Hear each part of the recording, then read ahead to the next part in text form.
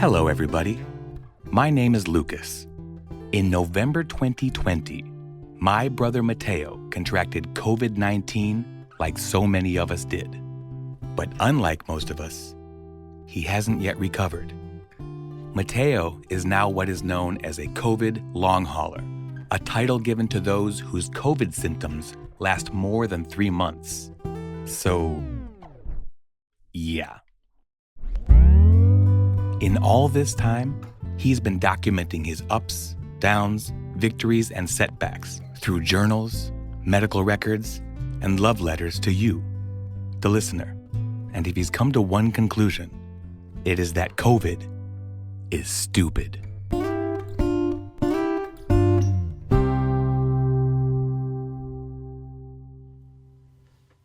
As April 2026 comes to a close for all of us, we're going to rewind the clocks this week to 5 years ago, April 2021. The weather was starting to take a turn for the brighter and warmer, which carried with it an almost ominous tone. The outside was welcoming us, but we weren't allowed. We weren't advised, and some were barely able. Spring was springing, but indoors, fear and uncertainty were spreading like weeds. Now, to take you through his experience at that time, here's my big brother Mateo with his journals from April 2021. April 5, 21. I'd like to say I'm getting better, but wifey made an appointment with primary doctor for tomorrow.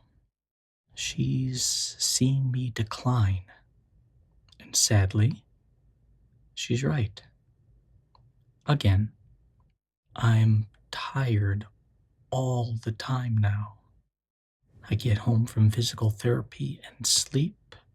I sleep in, I go to my appointments, I come home, I sleep all weekend. I'm so fucking tired. Our Iowa Public Radio interview aired.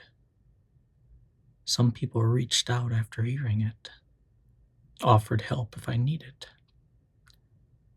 I'm not good at accepting help. With Matt, though, I told him we might need some help setting up the garden. Kiddo bought a new skateboard. A nice one from the skate shop. Good for her. I'm so proud of her. And, just for reference, there's a sticker on this page of the Mandalorian from Star Wars with the caption, "I was good for the doctor today." So, take that. April 6. Appointment with primary today. Different type of appointment, though. Wifey requested it. She's been watching me deteriorate for the past few weeks and wanted him to hear her observations. Slower, shakier, weaker, more brain fog. She started crying and asked for help. So, we're going fishing, as Doc called it. CT scans of brain, abdomen, chest, pelvis. Let's look for anything we can find. Fingers crossed. I also had a scope down my nose to look at my vocal cords. They were bright red, so I'm upping my omeprazole, and they were not vibrating. So I'm getting hooked up with speech therapy. Hooray! More therapy. Wow, that was earlier than I remembered. April 11, 21. My therapist asked what I think accepting offers of help means to me. And I've been considering that. I need help because I can't do it. Makes me owe somebody, puts me in their debt. Accepting charity instead of doing it on my own steam. Shows vulnerability. Means I failed to accomplish on my own. Means I have to ask someone for something, possibly more than they meant to offer. April 14, 2021, 10:08. Just in case you're wondering, that was it. I don't know if it's AM or PM, but it was 10:08. O2 and BPM. The pulse oximeter was a wise investment. I check my pulse and O2 pretty frequently. I've noticed that I drop O2 when I'm relaxed or trying to sleep. When I'm breathing hard, it jumps back up. Pretty weak lately. No appetite, no energy, weak arms, weak legs. I ate Chick-fil-A yesterday and noticed my elbows and knees paying a price. Had a brain scan last Friday, CT of chest, abdomen, and pelvis yesterday. I'm so tired. I sleep all the time now. I have so little energy to spare.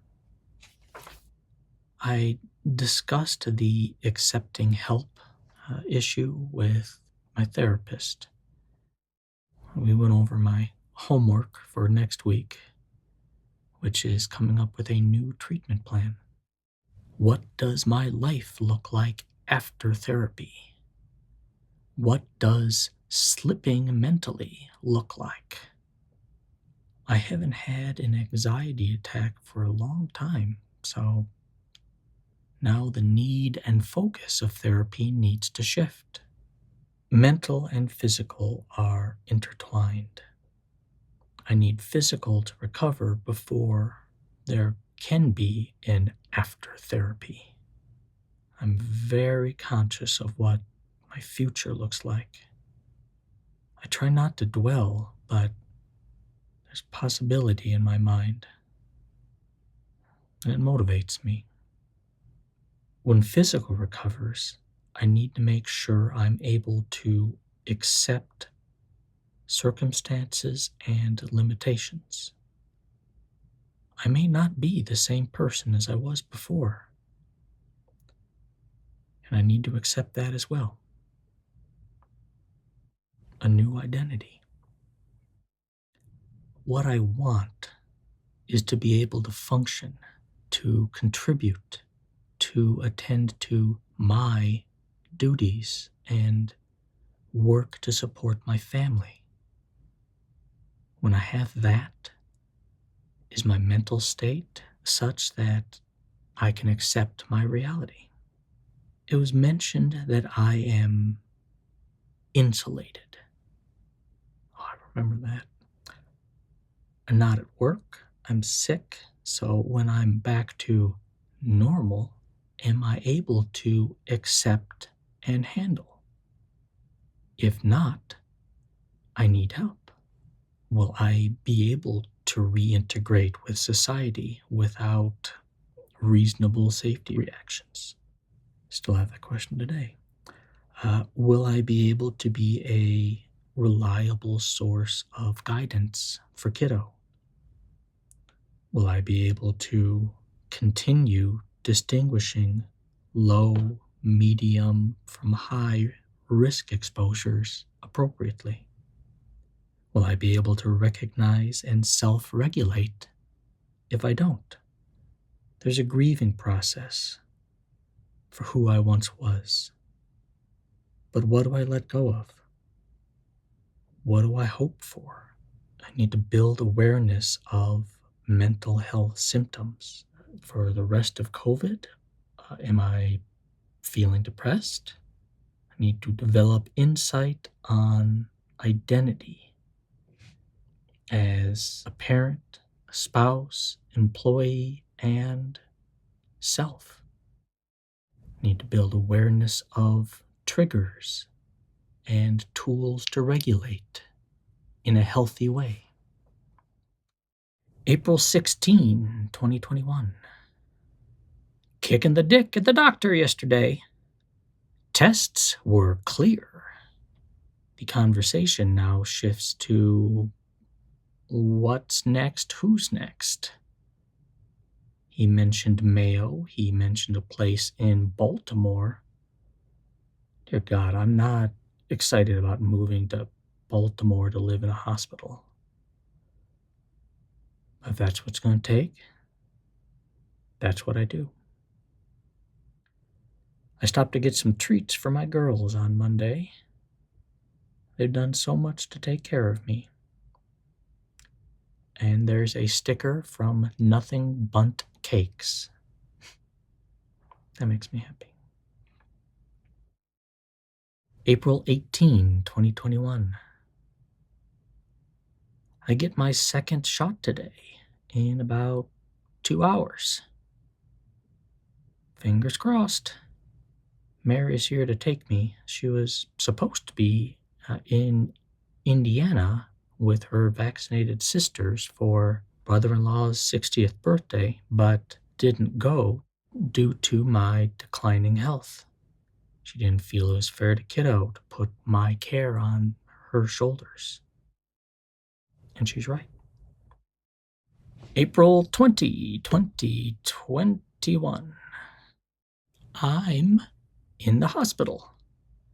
Turns out that, yes, primary and others discussed me and decided to admit me locally first so more tests could be run and then go from there. Wifey came down with me and then went home to tell kiddo after school. We later FaceTimed. When she was here, we spoke with infectious diseases, no new info, just finished an MRI of my spine, a 4-hour affair, and psych was here. They're starting me on a new med that should help with the insomnia and decreased appetite. So now it's 11:30. I'm alone in this room and ready for sleepy time. We'll see what tomorrow brings. April 21. Well, so far, tomorrow hasn't brought much.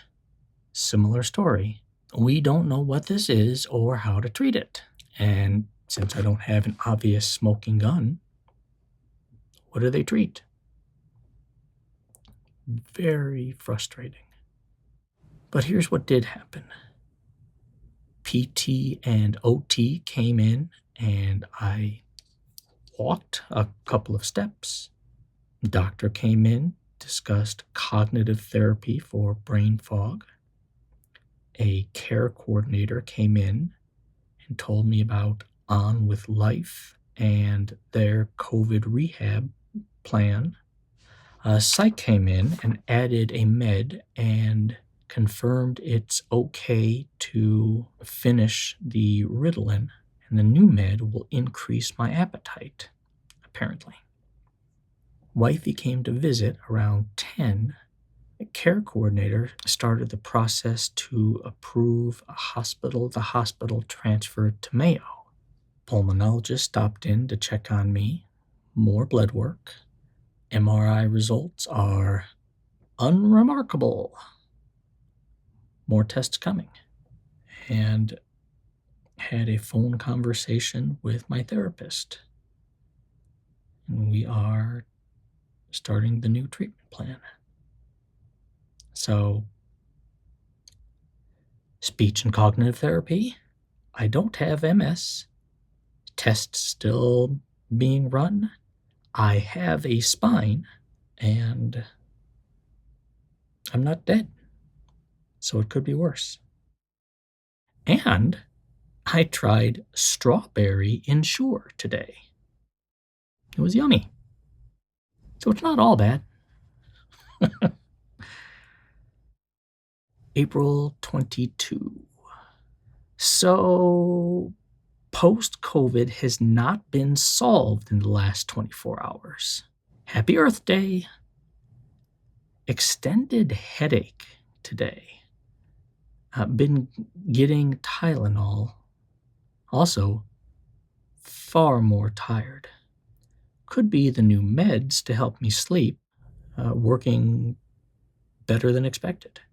Follow-ups with various doctors. A new one was a rheumatologist. Getting an MRI of my legs tomorrow, looking for issues in the muscles. He said he doesn't necessarily expect to find it, but it's another box to check off. Also had a speech therapist came in. Her daughter is a long hauler. I was given some more exercises. I hope Mary remembers them. I don't have much more appetite than I did, but I'm looking at food as a thing I need to do to get better. I ordered breakfast for dinner last night and tonight. How decadent.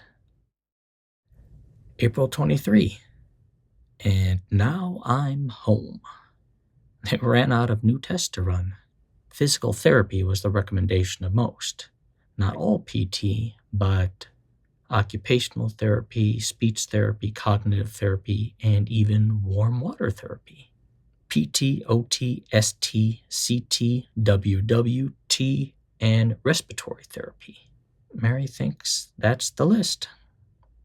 I'll let work know I wasn't cleared to return on May 1st, that I was in the hospital but getting released, and that I may end up at Mayo. Kiddo was very happy to see me.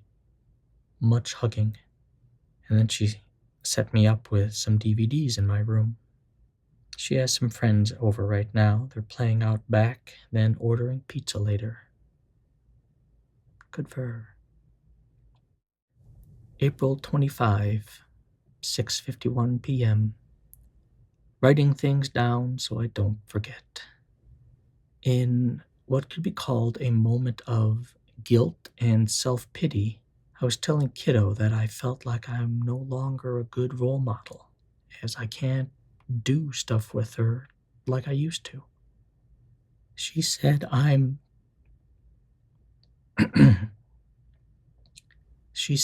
showing her how to acknowledge when you can't do something and accept help when needed, and that's something she's never been good at. Wonder where she gets that. And by doing so, I'm being a better role model than ever. I love that human so much. I'm so proud of her. Wow, that was a kick in the feels.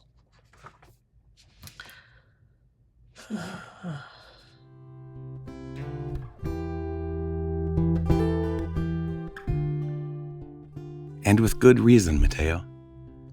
You're raising a good young woman. She has some solid role models indeed, and I'm sure that I'm not the only one listening who thinks so. So much of this fight comes down to perspective.